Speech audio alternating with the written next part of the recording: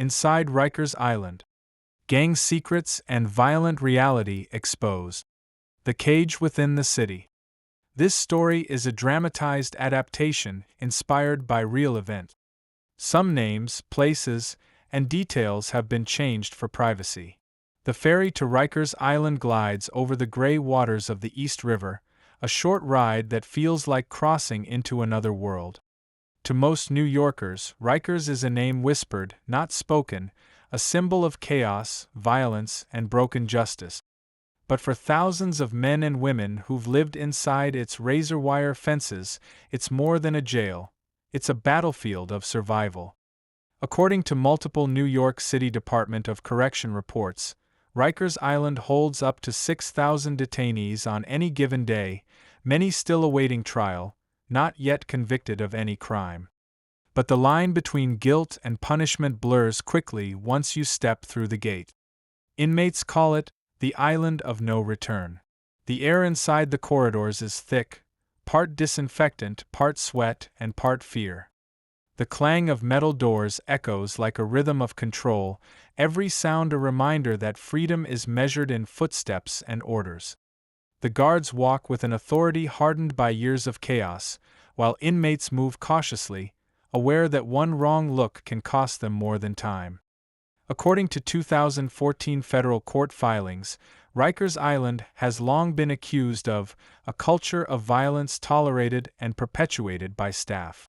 Investigations uncovered how gangs not only thrived inside, but often helped enforce order in ways the system could not. They had rules, hierarchies, and codes that the guards quietly acknowledged, sometimes even relied on. In one unit, the Bloods ran the phones and commissary lines. In another, the Trinitarios controlled the dorms. The Crips maintained influence through intimidation, while smaller cliques like the Mac Ballers or Young Gunners acted as enforcers or middlemen. These were not mere affiliations. They were invisible governments within the walls. One former detainee, referred to here as Marcus, a pseudonym, recalled in an interview with the Marshall Project how new arrivals were checked in by inmates, not staff. "You didn't talk to no CO when you came in," he said. "You talked to the tier boss. He told you where to sleep, when to move, and what you owed." The tier boss was the highest-ranking inmate in that section, often backed by a gang. He could control who got hot meals, who got beat, and who got protection. Unwritten taxes were collected, sometimes in cigarettes, sometimes in snacks, and sometimes in silence. Marcus described the first night like walking into a code written in fear. He was 20 years old, arrested on a low-level robbery charge, still thinking the justice system would be swift. Instead, he found himself in a place where every choice had a price. He learned fast. Never borrow, never stare, never ask too many questions. The men in charge weren't there because they wanted to be. They were there because they refused to be prey. According to a 2021 New York Times investigation, violence at Rikers had reached its worst levels in over a decade. Homicides, stabbings, and overdoses surged. Inmates sometimes ran entire housing units when short-staffed officers couldn't intervene. The city's own Board of Correction described it as a humanitarian crisis behind bars. But none of that was new. The roots stretched back decades, through political neglect, gang evolution, and a city that preferred to look away. The story of Rikers was never about one scandal or one inmate. It was about an institution built to detain but designed in ways that bred chaos. Marcus's second week brought his initiation into what inmates called the program. Unverified but frequently mentioned in interviews and lawsuit testimonies, the program allegedly referred to a system where correction officers allowed or organized inmate hierarchies to maintain order. According to reports, certain inmates were given privileges to keep others in line, cleaning cells, distributing meals, enforcing unwritten rules. One night, Marcus saw what happened when someone broke those rules. A young man from Brooklyn refused to give up his phone time. Minutes later, 3 inmates cornered him near the showers. The attack was swift, silent, and surgical, a reminder that at Rikers, violence wasn't random. It was routine. Nobody screamed, Marcus recalled. Nobody called the CO. You just looked away. Because next week, it could be you. The official record would list it as a minor altercation. But among inmates, it was understood as discipline, internal justice carried out beneath the flicker of fluorescent lights. According to Bronx District Attorney reports, at least 21 officers and 17 inmates were charged in connection with organized beatings or contraband schemes between 2015 and 2020. Some officers smuggled in drugs, others turned a blind eye to gang operations. A few faced prison time themselves. Still, the machinery of Rikers kept moving. Outside the walls, politicians debated reform. Inside, nothing changed. Each dormitory carried its own microculture, its slang, alliances, and secret laws. Marcus began to understand the system like an equation: fear plus power plus isolation equals control. There were men who had been there for years without trial, wading through postponed hearings and backlogged courts. They became institutionalized, carving meaning out of chaos. Some read law books, learning to appeal their own cases. Others built reputations as fighters or peacekeepers. But everyone, no matter how tough, feared solitary confinement. The unit known as the Bing was where time stood still. Officially called the Central Punitive Segregation Unit, it was infamous for its 23-hour lockdowns. Reports by the U.S. Department of Justice described the conditions as inhumane and psychologically destructive. The walls were smeared with graffiti, a language of desperation. Marcus spent 15 days there after being accused of inciting disorder, though he insists he only tried to break up a fight. The silence, he said, was louder than the noise outside. He began talking to himself just to remember his own voice. When he was released back into the general unit, he felt the transformation. "You come out different," he said. "Like your mind's been scraped clean." Back on the tier, rumors of escapes, contraband, and investigations drifted like smoke. One day, a correctional captain was suspended after surveillance footage showed inmates running a gambling ring in the dayroom. Another week, an officer was found to be exchanging favors for protection. According to Federal Monitor reports filed under Nunez v. City of New York, such incidents were not isolated, they were symptoms of a system collapsing under its own weight. By late 2022, the city faced calls to close Rikers entirely. Activists argued it was beyond repair. Officials proposed new, borough-based jails, smaller and more humane. Yet the debate overlooked something deeper: the culture that had taken root inside those walls. Even if the island shut down, could its ghosts ever be contained? Marcus didn't know. He was released after 18 months, his case dismissed for lack of evidence. But the island never left him. He still woke up at night to phantom noises, doors slamming, keys rattling, voices shouting from invisible cells. "They say Rikers changes you," he told a reporter years later. That's true. But it also changes the people who run it, the city that built it, and the system that keeps feeding it. Outside, the skyline of Manhattan shimmered, close enough to touch, but worlds away. The ferry ride back to freedom lasted 20 minutes. Inside his mind, the island was still there, an empire of fear hidden in plain sight. The hidden hierarchies. This story is a dramatized adaptation inspired by real events. Some names, places, and details have been changed for privacy. Rikers Island doesn't have one ruler. It has dozens, each commanding power from behind locked doors, through coded language and invisible chains of loyalty. The system that runs beneath the official one is as intricate as any city's government. To survive, you have to understand who really runs the island. Marcus learned this during his 3rd month in the Robert N. Davern complex, the facility that mostly houses younger male detainees.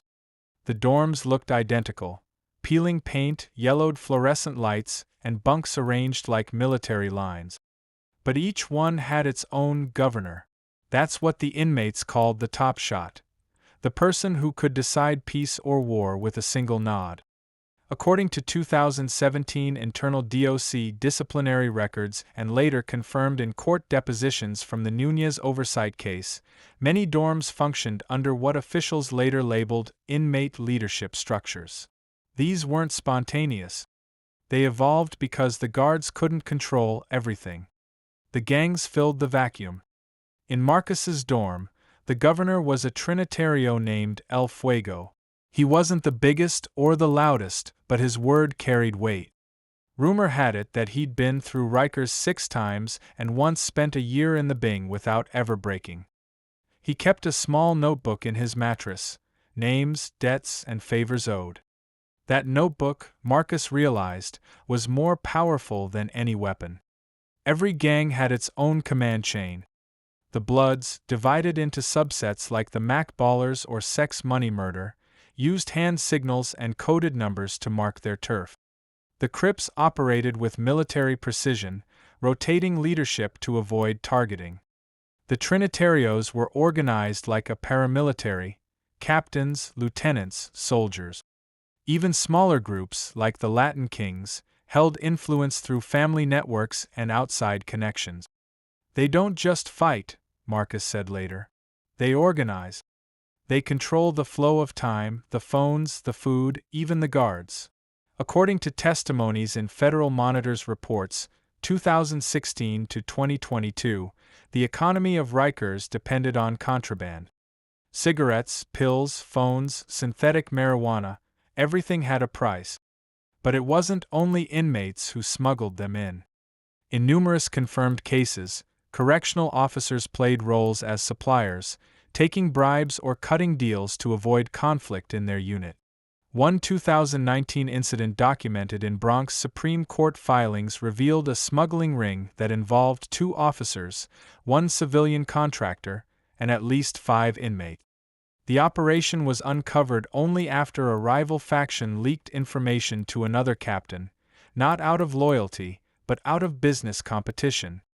Inside Rikers, power didn't belong to one side. It was traded, negotiated, and bought. The hierarchy extended beyond gangs. There were cleaners, who maintained cells and moved freely across sections, acting as couriers for messages. There were runners, who handled supplies and whispered orders. Then there were the ghosts, men who didn't claim a set but worked between groups, often as brokers or informants. Some did it for protection, others for survival. Marcus fell in with one of the ghosts, a quiet man in his 30s known as Slim. Nobody knew his real name, but everyone respected him. Slim had survived over 4 years on the island without ever joining a set. His secret was neutrality and information.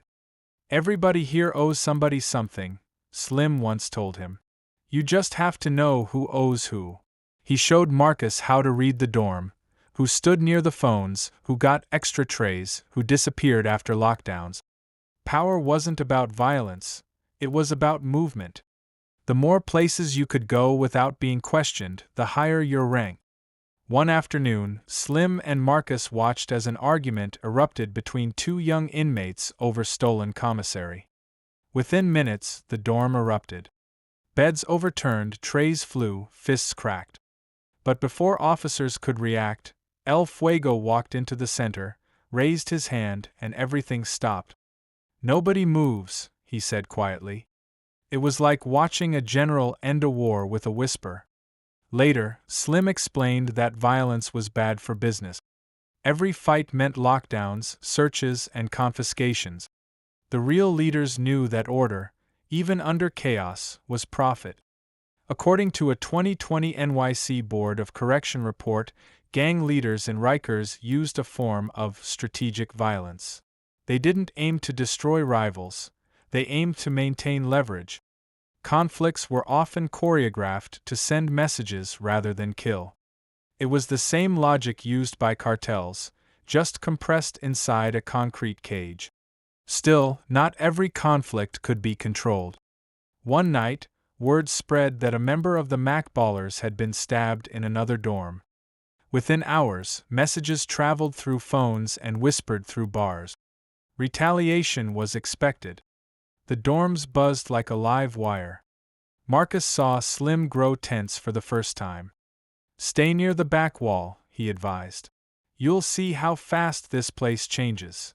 When violence erupted, it did so without warning. Officers were outnumbered, often understaffed. The fights weren't cinematic, they were chaotic, desperate, and silent. People learned to move fast and look away faster. The next morning, the official report listed only minor injuries. Everyone knew that was a lie. By dawn, new alliances were formed. The dorms reorganized. New leaders rose.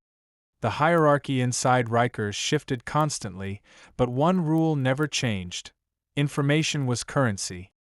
Slim taught Marcus to keep notes, not on paper but in memory. Who traded with whom? Which officers looked away? Which inmates disappeared? That information could buy protection or passage through another block. Could also get you killed. There was one rumor that Marcus never forgot, about a CO known as Captain R. According to several unverified inmate accounts and an ombudsman complaint later referenced in court filings, Captain R allegedly coordinated transfers of inmates aligned with certain gangs to maintain balance across facilities. He called it preventive management. Others called it manipulation. Unconfirmed reports suggested that R sometimes used violence strategically, moving aggressive inmates to rival units just before searches, creating chaos that distracted from internal investigations. It was never proven, but the timing always matched. In a place built on whispers, that was proof enough. The longer Marcus stayed, the more he realized that the real danger wasn't in the fights, it was in the quiet moments after. Every silence hid a transaction, a deal, or a plan. One afternoon, an inmate named Rico approached him with an offer. Rico was known for making arrangements. He could get cigarettes, blades, even a phone charger. But his price wasn't money, it was loyalty. He wanted Marcus to help move a small package between dorms. Marcus refused. It was a mistake. That night, his bunk was flipped. His mattress was soaked. Nobody saw who did it, but everyone knew why. Slim shook his head. "You can't stay clean forever," he said. "Rikers doesn't let you." The invisible economy consumed everyone eventually: inmates, guards, and sometimes the lawyers who negotiated their release. It was a self-sustaining ecosystem, powered by desperation. According to City Inspector General audits, over 200 correctional officers faced disciplinary action between 2015 and 2021 for corruption-related offenses, ranging from contraband smuggling to false reporting. Yet for every one caught, many more operated in the shadows. Marcus began to understand that Rikers wasn't broken by accident. It functioned exactly as it was allowed to. Every layer of power, from inmate gangs to administration, depended on the chaos to justify its existence. Slim's final piece of advice came the night before Marcus's transfer. "When you leave here," he said, "don't tell people you survived Rikers. Tell them Rikers survived you." The next morning, Marcus was handcuffed and placed on a bus to another facility. As the island faded behind him, he saw the skyline again, glittering, indifferent. The ferry cut through the gray water like a blade. And behind him, on that island built from landfill and concrete, the hierarchy continued, a living organism of violence and order that no reform bill could ever truly dismantle. The collapse of control. This story is a dramatized adaptation inspired by real events. Some names, places, and details have been changed for privacy. The first signs of collapse didn't come with riots or fire. They came quietly through absences. By late 2021, hundreds of correction officers at Rikers Island stopped showing up for work. Some called out sick, others simply refused to report. The official term was staff shortages. Inside, the inmates called it the blackout. According to New York City Council testimony and multiple oversight reports, nearly a third of the correctional staff were unavailable on any given day. With fewer officers, dorms were left unsupervised for hours, sometimes entire shifts. The gangs that had long shared power with the system now ran it entirely. Marcus wasn't there anymore, but Slim still was.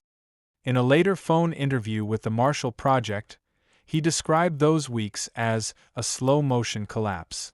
No count, no rec, no food on time, he said. The COs locked the doors and walked away. We were running the block ourselves. The cameras kept rolling, but the monitors in the control rooms were unmanned. Trash piled up. Cells overflowed. Some inmates went days without showers, others without medication. Videos leaked to local news outlets showed detainees waving makeshift flags from windows, pleading for help. Even the guards who remained were trapped in chaos. Overworked, understaffed, and terrified, many resorted to deals for safety. Inmates protected the ones they trusted, the rest learned to stay out of sight. One officer, speaking anonymously to the New York Times, said it bluntly: "We lost control. The gangs set the rules. We just tried to survive the shift." Rikers had always been violent, but now it was ungoverned. Between 2021 and 2023, at least 30 detainees died, the highest toll in decades. Many deaths were attributed to neglect, suicide, or medical failure. Others, according to Board of Correction incident reviews, were the result of unexplained injuries. Inside the walls, those explanations were well understood. When there's no order, Slim said, every man becomes his own judge. Factions consolidated power. The Trinitarios controlled the North compounds. The Bloods and Crips shared territory through uneasy truces. Smaller groups banded together, forming hybrid crews just to survive. It was no longer about gang colors. It was about access to food, phones, and breathing space. Contraband turned into currency. Pills became bargaining chips, cigarettes bought protection, and phones were more valuable than gold.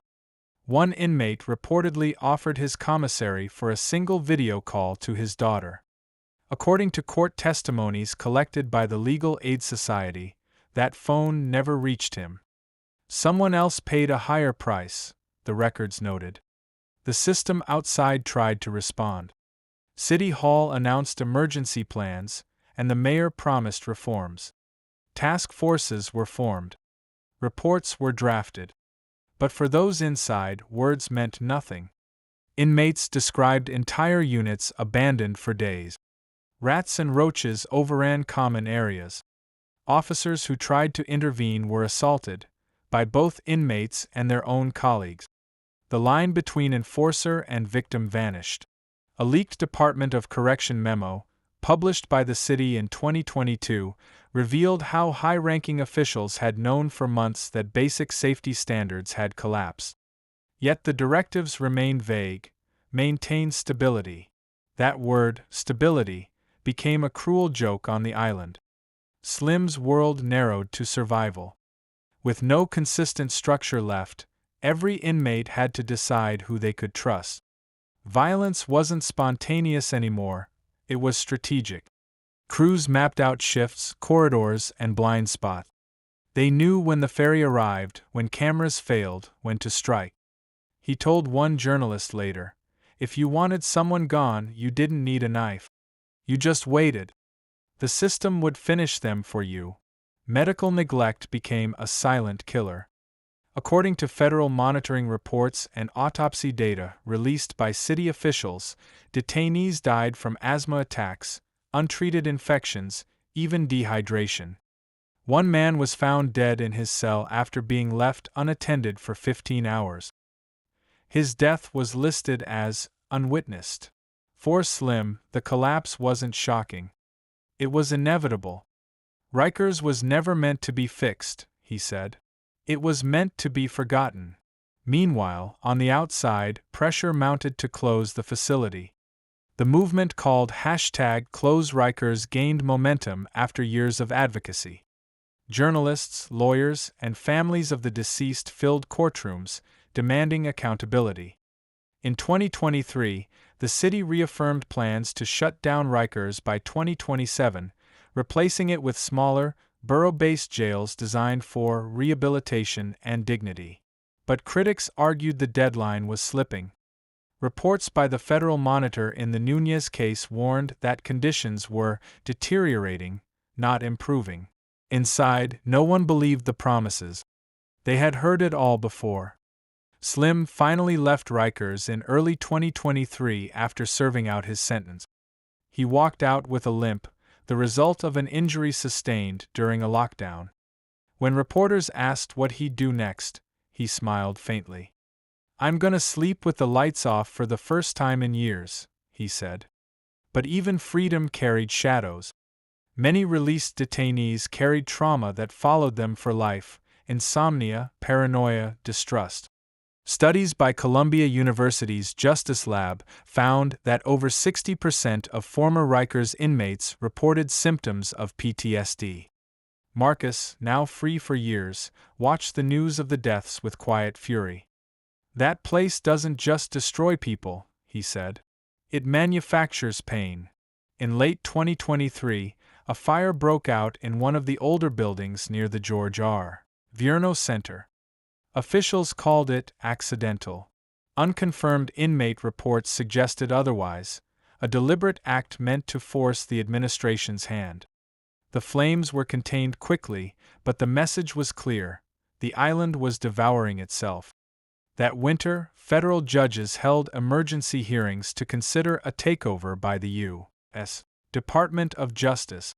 The possibility of federal receivership, a rare legal step, loomed over New York City. If approved, Rikers would no longer belong to the city. It would belong to the federal government. Standing on the outside, Marcus thought back to Slim's last words: "Rikers doesn't let you go. You carry it." For the guards, it meant PTSD, lawsuits, and ruined careers. For the inmates, it meant nightmares and criminal records that followed them forever. For the city, it meant billions spent to contain what could not be controlled. And for the families of those who died, it meant silence. Names written in reports, forgotten in public memory. "They called it a jail," Marcus said softly. "But it was a mirror. Everything wrong with the city lived there." As the ferry left the island that final time, the skyline of Manhattan glittered like a promise, bright, distant, and blind. Behind it, Rikers Island stood in the water, half prison, half ghost, waiting for its end that never seemed to come. Sources: The New York Times, 2021 to 2024, Rikers Island Crisis Investigative Series. NYC Board of Correction Annual Reports, 2021 to 2023. Federal Monitor Filings in Nunez v. City of New York. The Marshall Project, Inside the Collapse of Rikers, 2022. The City, NYC Watchdog Journalism Outlet, 2022 to 2023 releases. Columbia University Justice Lab Research on Rikers Trauma, 2023. NYC Council and Department of Correction Public Hearings, 2021 to 2024.